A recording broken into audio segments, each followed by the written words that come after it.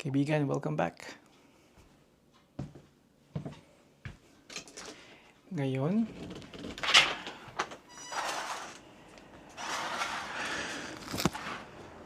ay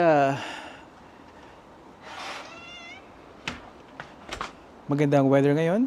4 degrees Celsius dito sa Kalakhan, Toronto. I think mas mataas sa mismong Toronto. About mataas ng 2-3 sentigrado. At meron kaming expected na 3 pulgada na niebe or snow na darating within 48 hours. Within 48 hours, mga kaibigan ko. Sabay liwanag. At ngayon ay feels like -1 yung hangin. May bahagyang hangin kami dito. Nakikita niyo hindi ko pa rin alam kung anong tawag eksakto dito sa atin, pero ito yung mga kasuotan ng magsasaka at mangingisda sa atin. Mga lolo ko meron ito. Si tatay, ang tawag ko sa mother side na grandfather ko ay tatay, at sa father side naman ay lolo Tony. Si tatay ay isang mangingisda na binuhay ang pamilya niya sa paghuli ng mga isda, paglabat. Marami akong kwento rin tungkol sa kanya doon. At ang kanyang nickname sa kanilang baryo ay Barbaro, dahil sa ang kanyang yung lakas niya at mga abilidad niya, yung karunungan niya sa karagatan. At kilala na may anting-anting ang aking tatay. Hindi yun na pag-usapan natin ngayon. Pag-usapan natin ngayon ay meron akong ilalagay na video. Maging madalas yun. Siguro once or twice a month. Maybe more. Maybe once a month. Hopefully, once a month lang. Dahil meron pa ako ibang mga kategorya, mga video na ibabahagi sa inyo. At ang isa sa mga 10% na yung battery ko, bibilisan ko na. Isa sa mga goal ko ngayong darating na taon ay mapaghusay ko itong paggawa ng video. Ika nga ay maghahati tayo itong para sa aking mga personal na mga video na sabi nga ng karamihan at naniniwala ako at I agree with them na pagtanda mo, makikita mo ito. Even ako, nagawa ko na yun noon na mga old videos ko and video photos, napapahiling ako. Sinasabi ko na, ako ba yan? Bakit ang laki-laki ko? O bakit ang liksi-liksi ko pa pala noon? Yung palang ginawa ko, napaka-stupido ko naman. Buti hindi ako na-disgrasya. Yung mga ganun. And I think patuloy pang mangyayari yun. Salamat sa ating bagong teknolohiya na ito, social media. At although I'm not 100% impressed sa social media, I think marami rin siyang ginagawang kasamaan, dadulot, lalo na sa ating mga kabataan. Even din sa ating kahit anong edad, especially sa mga kabataan. Pero natutuwa ako dahil may mga ganitong mga nung panahon natin o nung dekada 80, 90, wala nito, Kodak lang, di ba? Ngayon, recollecting things at ito kailangan kong ma-improve dahil pag nagsalita ako, hindi na ako makabalik sa sinasabi ko. May mga kategorya akong gagawin na mga iba-iba. Gusto kong pag-usapan ng politika, lalo na especially dito sa US and Canada.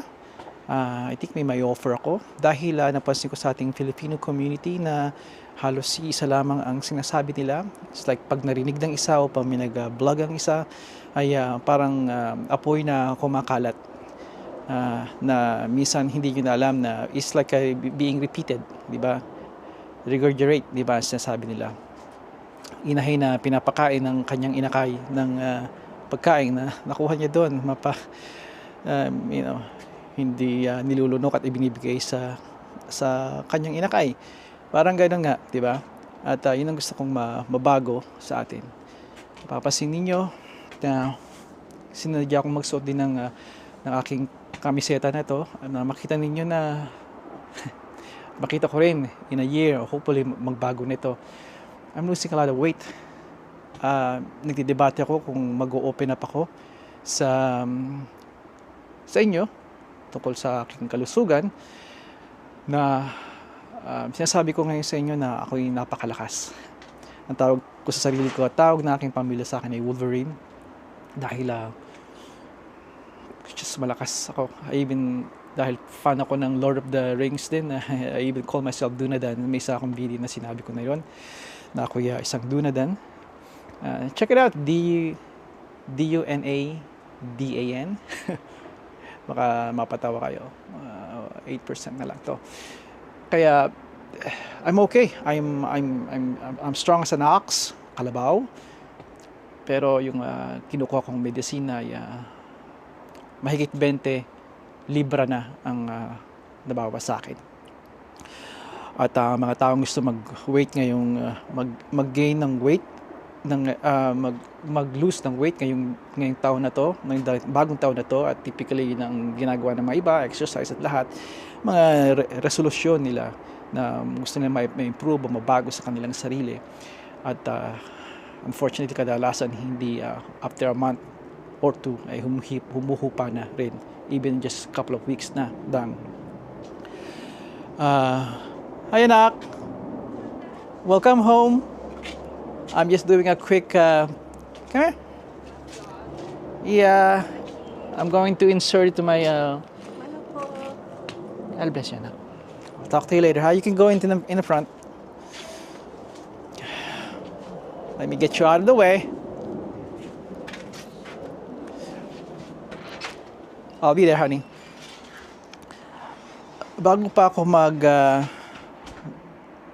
mawala itong baterya na to, ang aking ito yung ang bagong kategorya na gagawin. Just check out my playlist sa aking main page. Ay tinatawag na sulyap. Walang ka-specialan yun. People have done that before. Pero I think ang particular na sa akin medyo na-tweak ko ng konti. Isang pagbati sa inyo sa beginning at sa susunod at sa mga following, sa mga susunod na mga video na yun ay yung mga bits and pieces, mga reta-reta sa mga video na hindi ko kayang gawin ng isang buong content dahil it's only 10 seconds, it's only a minute, ganon. Magandang ihalo ninyo yun, i-mix nyo, di ba? At I think magandang idea yon. At encourage you sa mga nagbablog na or doing content, nagkikreate ng content ay gawin nyo rin yun, eksperimentahin nyo, baka may work for you dahil may mga bagay tayo na gusto nating may ilagay doon dito sa online, pero you're not quite sure kung paano nyo tatapusin, di ba? I think ito isang madaling paraan na pira-piraso, tahi-tahin. Nagka-idea din ako nito noong nasa supermarket.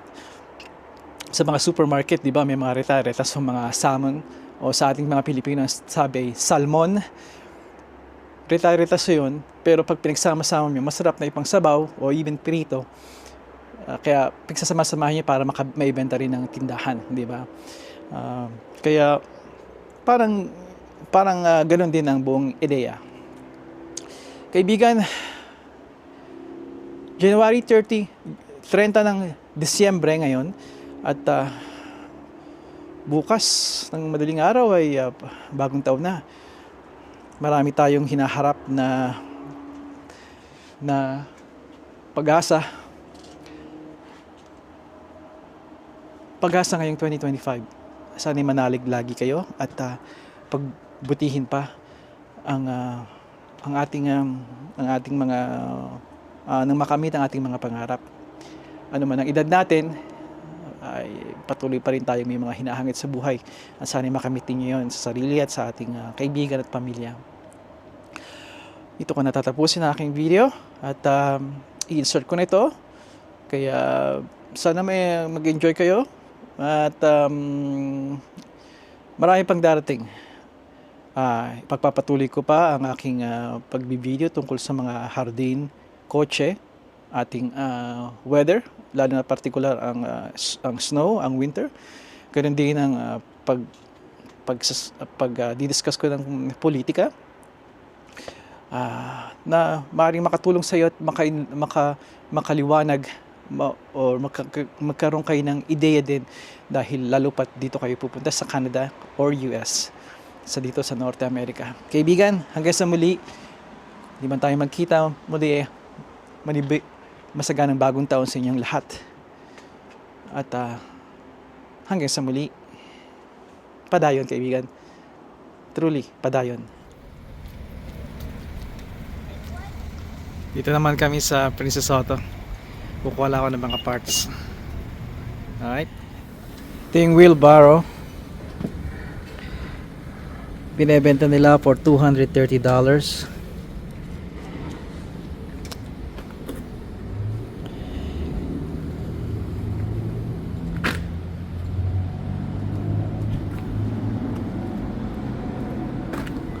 Ang problema ko dito sa wheelbarrow na to, bukod sa mahal, nakikita nyo to, itong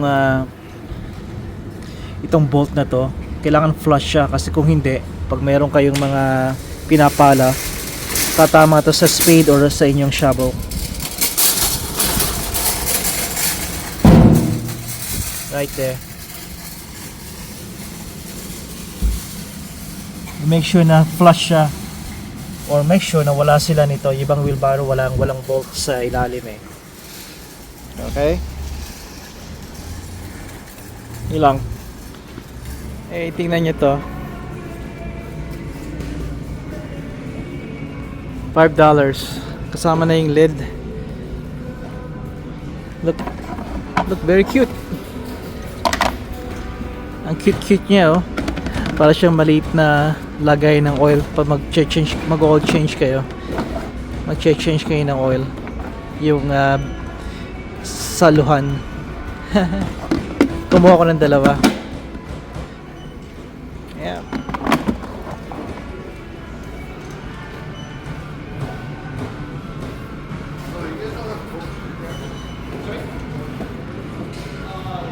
$5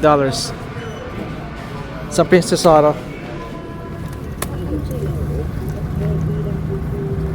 Got it? I love you. Have a great day. Ito na yata si Mrs. T.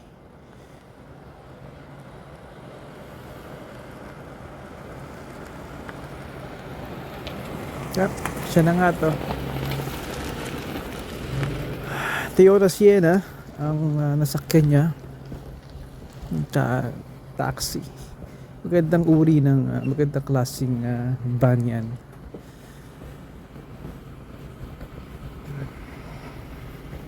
Kung kayo naghahanap ng van, check it out. Sienna. May kamahalan pero how are you? I'm good. I got it. That's good. Okay. Just put it there. Appreciate it. Thank you. Busy today? Tonight? Everything is very slow now. What? Can you print the receipt? Yes, yes. Hello. Thank you. Have a good night. That's for Oh, thank you. Thank you so much. Take care. Hey, I'm glad to be home.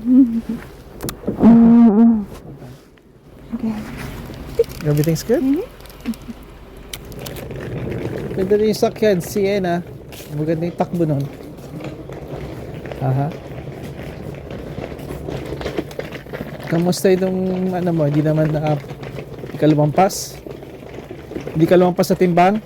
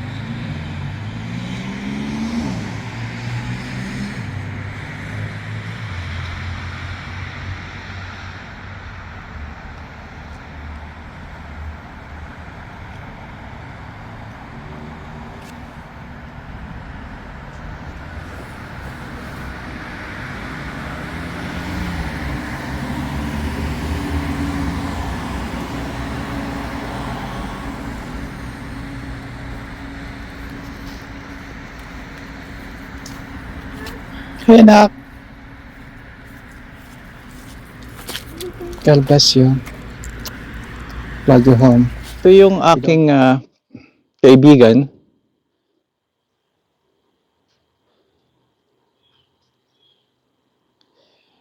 Ito ang isa sa mga kailangang maging aware ang mga homeowners.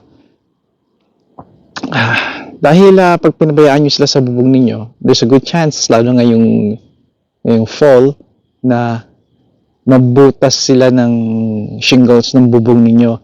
Kakalkalin niyo yung bubong ninyo at magkakaroon sila ng access kaagad sa attic ninyo. At mula doon, magkakaroon kayo ng problema kasi doon sila manganganak, doon sila magbabahay, at notorious sila na gawing ano tawag dito? Hey! Psst! Buddy! Hey!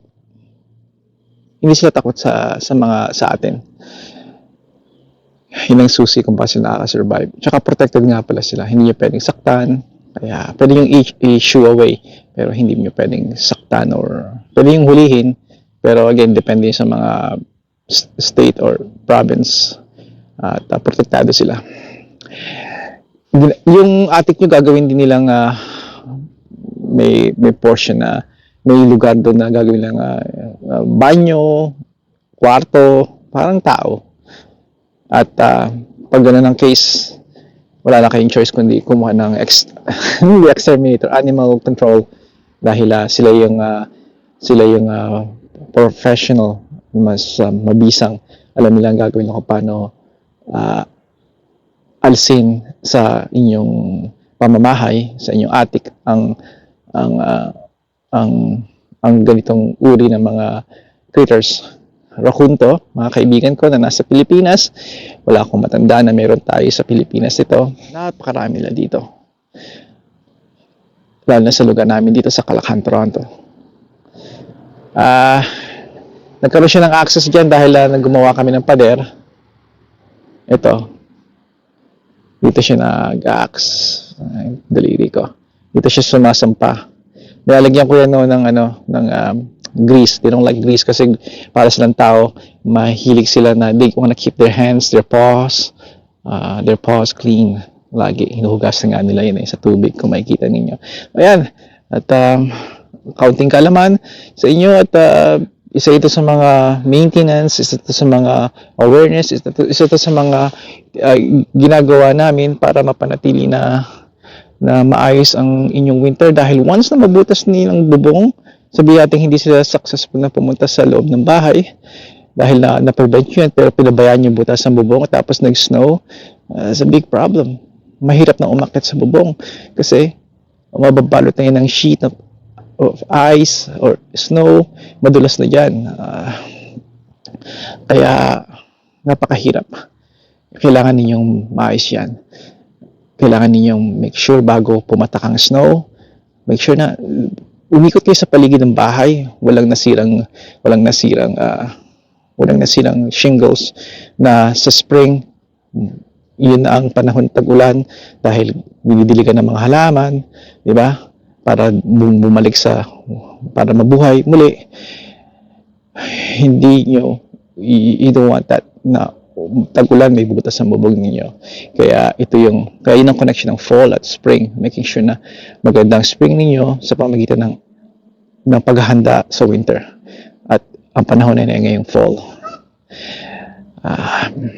Marami kami nito dahil marami kami puno. Pero gusto namin ng puno. At worth it na panatilihin ang puno namin dito dahil napakaganda niya. Kailangan namin maging aktibo sa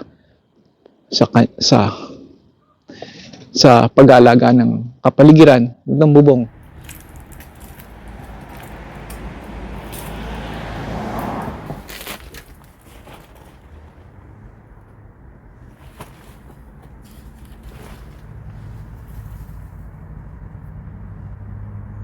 Yan.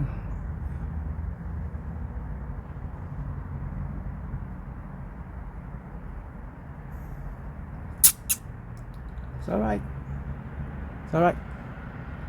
That's alright. It's alright. I'll leave you be. It's alright. Maglilinis tayo ng bubong sometime this week. Alright? It's alright. Calm down. Calm down.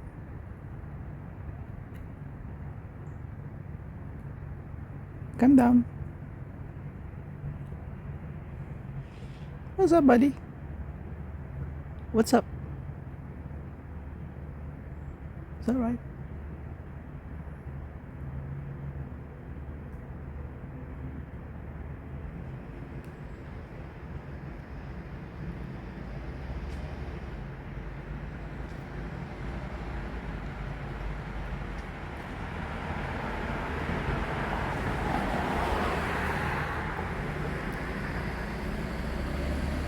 Curious ka ba kung anong gamit ko?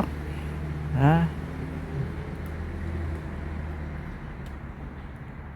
Okay, it's fine. Come down. It's fine. It's fine. How are you?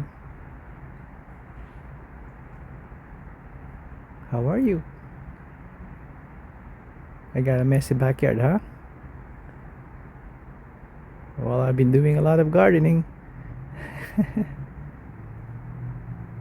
You the one picking my spinach, huh? You the one who pick all my spinach.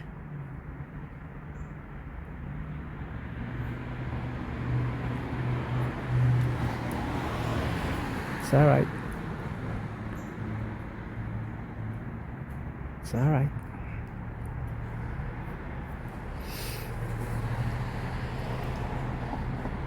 You're not scared of me, huh? You're not scared of me. Nope.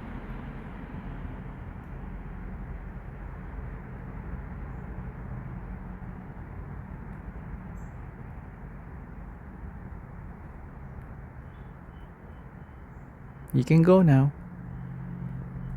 Go on. Go now. Go.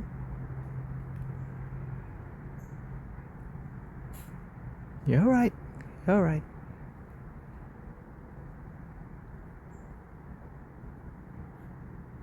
I gotta evict you sometime this week, huh? I gotta make sure you don't come back here. And you don't rip my shingles again. Enough of that ripping shingles, huh?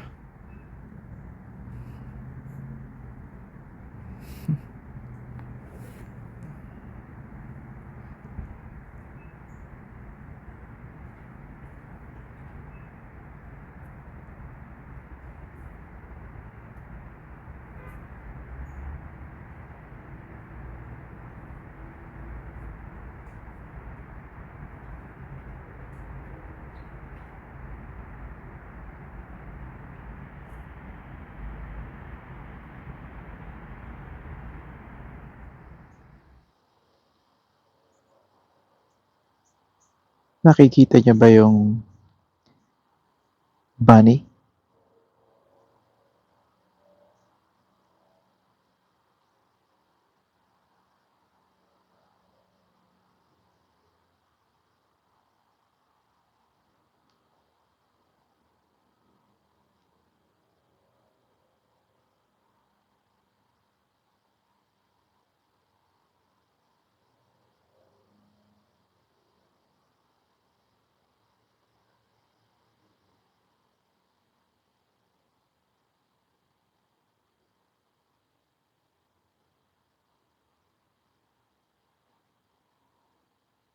Naglalabasan na mga bunnies dito, raccoons, chipmunks, very active sila dahil papalamig na. Naghahanap na sila ng makakain para maging mataba sila, para mag-build yung resistensya nila dahil parating ng malupit na winter.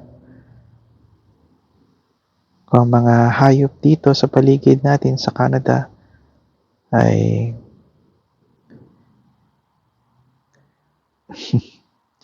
ay naghahanda, dapat ganun din tayo.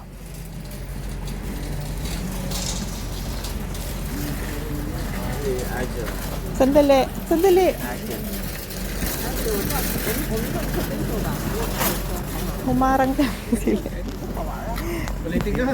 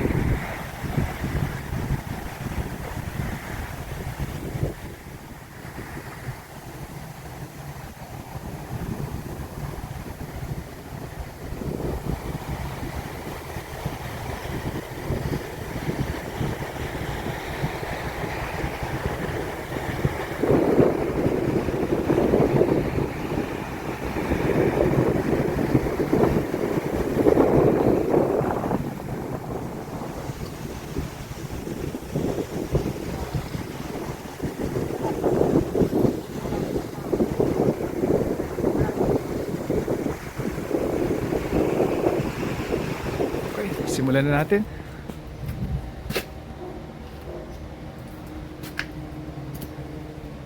Yan. Mga ampalaya. Hindi pwede pang gulayin yan.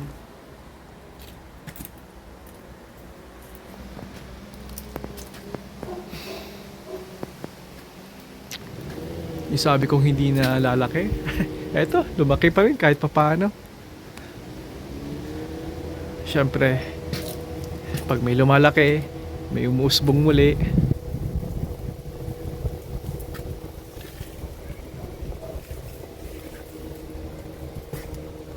Kaputot.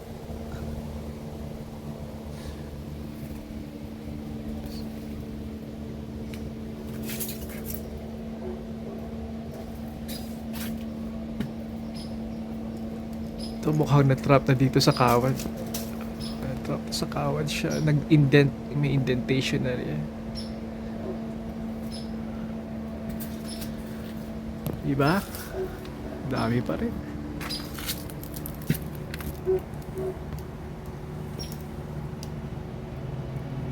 Kasing laki ng pinky ko to ah. Alam niyo kung sunod-sunod yung init namin, kahit 20 degrees, makakaagapay yan. Makakasunod pa rin. So, yan ang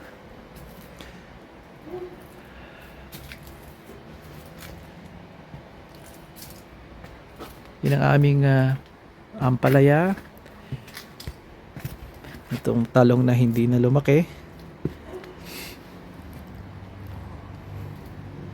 Ito nga tinanim ko, hindi masyadong maayos dito sa lugar na to.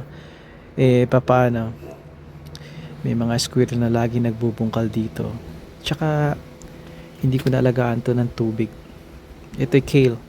Kale nga pala to. Parang Russian kale. Halik kayo. Dadaling ko kayo doon sa kabila. Ay, dito muna sa aming cherry tomato. Namumulaklak pa siya. Kumuha dito si Bunsonita, alam ko eh. Pero wala na rin siya. Hitik siya sa mga bunga. Ito ang kagandahan ng cherry trees, cherry tomatoes, dahil lagi silang bungkos.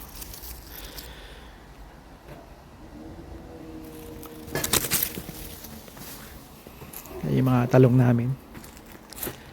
At ito ang aming, nalala nyo nun, mga nakaraang video ko, lalo na summer, hitik na hitik sila. Napakaraming bunga at dahon.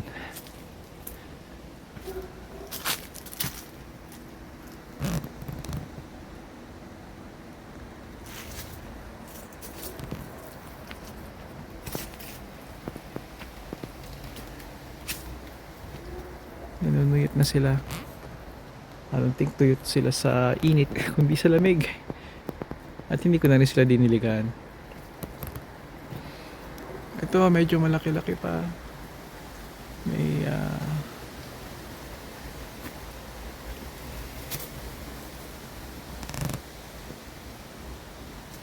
meron pa dito.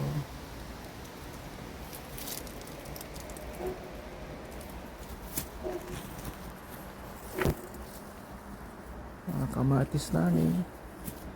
Alam niyo, bala ko kasi dito sa kamatis.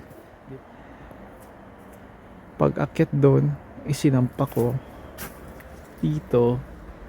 Tapos, bala kong pababain sila. Isabit sila dyan. Tapos, pababa. Parang ganon. At least yun ang idea.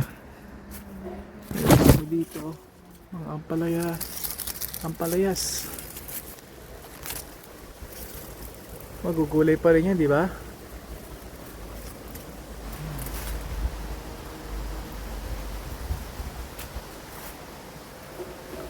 Siyempre may ilan pa mga kamatis. Marami pa sila. Pwede pa yan sa asim soup. Asim soup ang tawag ng aking mga anak sa Sinampalukan. Mahilig sila ron. Si Juniorita, si Bunsonita, mahilig sila sa asim soup at nilaga. Lalo na yung Sinampalukan.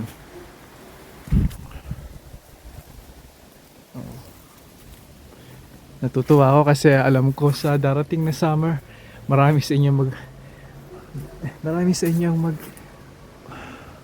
magtatanim ng mga gulay, yung kumpletong pinakbet, di ba? Kaya ito, I think nahuli siya sa dito sa Kawad. Alam ko sa Pilipinas, kasi yung kapitbahay namin may bakanteng lote sa hindi kalayuan sa aming bahay, sa subdivision kasi yon, hindi pa napapatuyan lahat yung mga bakanteng lote. May-ari man o wala, syempre nahingi sila ng permiso kung may-ari, I think. At sila nagtatanim ng mga gulay. Naalala ko yung isang lote, pinuno nila ng puro ampalaya. At nalala ko yung aming kapitbahay, si Mang Perry, naglalagay kasama yung kanyang anak na si Mandy at si Noel. Binabalot nila ang mga maliliit na mga bunga ng mga bulaklak pa lang halos, ang mga maliliit na bunga ng ampalaya, at binabalot nila ng dyaryo. Hindi ko maintindihan kung bakit nila ginagawa yun. Sabi nila para hindi daw masira. Parang gano'n. Siyempre, yun ang inisip ko ng bata ako. Alright. Doon tayo sa kabila naman. Ay, meron pa rin dito.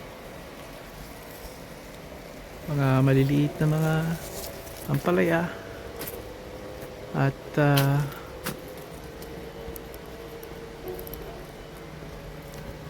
hindi masyado dito. Oh, tingnan mo to. Oh. Ito yung ampalayang grabe, laki oh. Pero punggok siya oh. Ano siya? Cute. Parang kasi laki ng tennis ball. Malaki pa sa tennis ball. Ayan. Ganyan yung mga uring, iba-iba't uri ng ampalaya dito. Nice.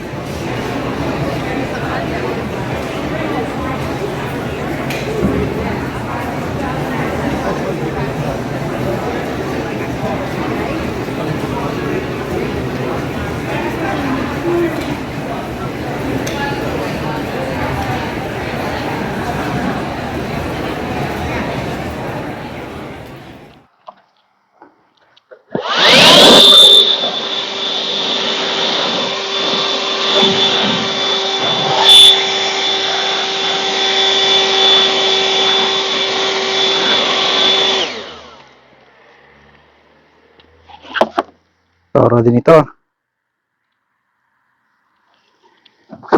I'm a Toro guy. Kahit sa snowblower. Tapos mga power tools din, Milwaukee. Mga worth every penny yung mga nire-recommend ako sa inyo dahil subok na. Yun ang experience ko. Ayan. To lawnmower, snowblower, leaf blower. Pag naman sa mga power tools, Milwaukee. At sa mga gear naman, sa mga, kasi ang tawag ko dito, tools din eh. Isang tool din itong gamit ko, pantalon. Carhartt. At check this out too.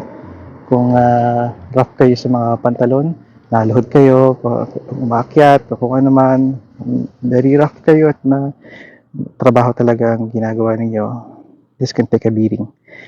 Kung regular pantalon lang ang kukunin ninyo, I'm telling you, mas gagastos kayo doon. Mas papapamahal kayo. Ito ay a little over $100 Canadian. Maybe more sa ibang mga tindahan. Pero it's worth every penny. I'm telling you. Ito mga rekomendado ko sa inyo. Kaya, sana i-consider nyo. Ay.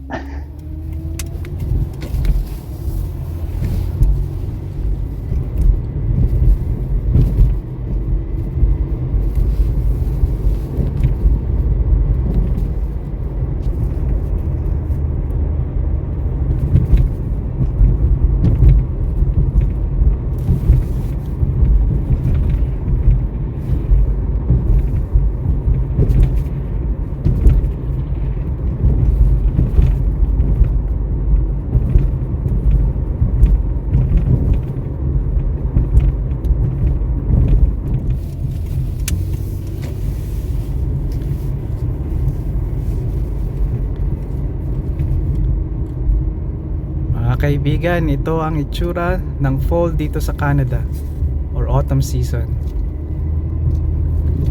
Napakaganda ng mga dahon, iba-ibang kulay. Makikita ninyo yung mga dahon na nagkalat hanggang sa kalsada. Ramdam na ramdam dito ang taglagas. Mga tao nakasuot ng light jacket or light sweater at iba-ibang kulay na mga puno, mga dahon.